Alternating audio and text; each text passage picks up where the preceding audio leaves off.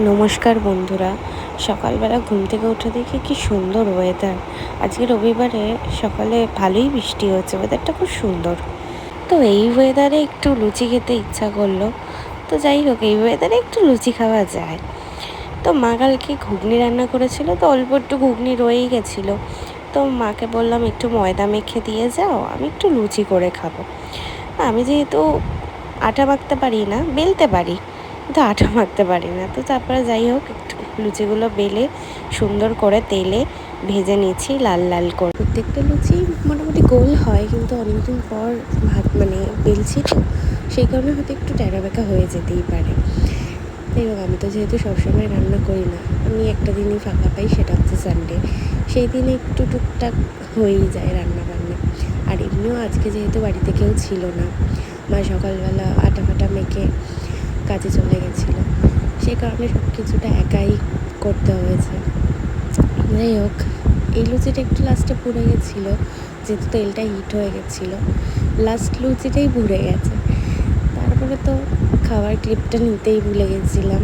আমি তো সেই কালকেই প্ল্যানিং করে রেখেছিলাম যে আজকে একটু পনিরের তরকারি করব, পনির সোয়াবিন আলুর তরকারি।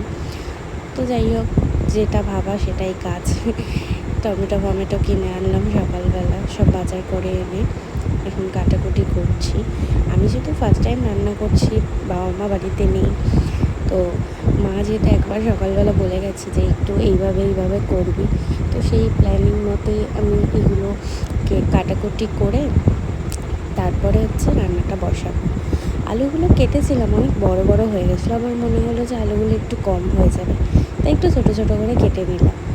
তারপর তো গরম জলে সোয়াবিনটা ভালো করে ভিজিয়ে পনিরের মতো হলুদ মাখিয়ে পনিরটাকে ভাজলাম। একটু কড়া করেই ভাজলাম, কারণ আমার একটু কড়া করে ভাজলে ভালো লাগে। তো কড়া করে ভেজে তারপরে আলুগুলোকেও একটু নুন হলুদ দিয়ে ভালো করে ভেজে নিলাম। বেশি ভাজিনি, একটু হালকা ব্রাউন কালার চলে আসার পর উঠিয়ে নিয়েছিলাম। তারপর তো ভিজিয়ে রাখা সোয়াবিনগুলো বেশ ভালোই নরম হয়ে গেছে, ওগুলোকেও একটু নুন আর হলুদ দিয়ে ভালো করে ভেজে নিলাম। কিছুক্ষণ একটু ব্রাউন যেই কালার হয়ে গেছে ততক্ষণ অবধি ভেজে নিয়ে তারপরে তুলে দিলাম। দিয়ে তারপরে কড়াইয়ের মধ্যে তেল দিয়ে একটুখানি তেলটা গরম হওয়ার পর জিরে, একটু এলাচ আর দুটো ছোট্ট দারচিনি দিয়ে ভালো করে ভেজে নিয়েছি। তারপরে একটুখানি চিনি দিয়েছি, যেহেতু স্বাদটা একটু যাতে ম্যানেজ হয়ে যায়। তো তারপরে টমেটো দিয়ে দিলাম, দিয়ে এক পিস পনিরও ভরে গেছিলো, যাই হোক ওটা তুলে নিয়েছি। দিয়ে ভালো করে ভেজে ওর মধ্যে জিরে আদা বাটার পেস্ট দিয়ে একটু নাড়িয়ে তারপরে হলুদ, একটু সামান্য নুন, যেহেতু নুনটা যদি বেশি হয়ে যায় ওজন দিইনি, কমই দিলাম, পরে যদি নুন কম লাগে দেবো। তারপরে একটু কাশ্মীরি লঙ্কার গুঁড়ো আর একটু লাল লঙ্কার গুঁড়ো দিয়ে আর তার মধ্যে আলু আর সয়াবিন দিয়ে ভালো করে এটাকে কষিয়ে নেব।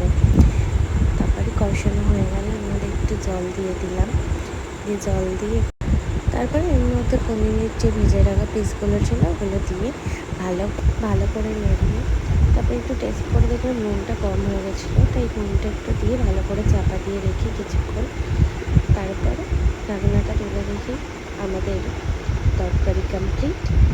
দিয়ে এবারে এর উপরে একটু নাড়াচাড়া করে তারপরে এর উপরে গরম মশলা দিয়ে গ্যাসটা বন্ধ করে দিলাম। যেহেতু প্রথমবার কারো হেল্প ছাড়া রান্না করেছি, জানি না কেমন হয়েছে, খেলে বোঝা যাবে কেমন হয়েছে।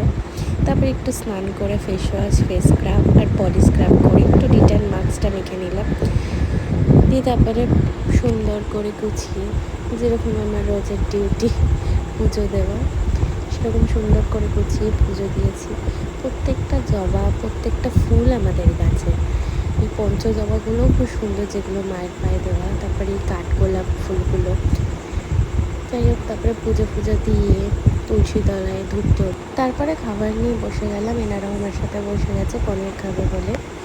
তো আজকের ভিডিওটা এটুকুই। ভালো লাগলে লাইক, কমেন্ট, শেয়ার এবং সাবস্ক্রাইব। টাটা।